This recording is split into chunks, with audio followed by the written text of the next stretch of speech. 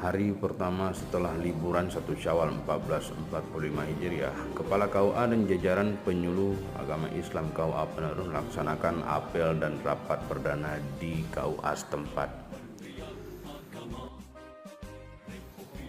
Apel perdana dan juga rapat perdana di KUA setempat dipimpin langsung oleh Kepala Kantor Urusan Agama Kecamatan Penarun, Bapak Muhammad Jalil, yang diikuti langsung oleh seluruh penyuluh agama KUA Kecamatan Penarun. Rapat perdana ini menindaklanjuti perihal tentang persiapan kehadiran Wakil Menteri Agama di Kecamatan Penarun, serta hal-hal lain yang dianggap penting. Demikian laporan KUA Penarun TV dari Kecamatan Penarun melaporkan.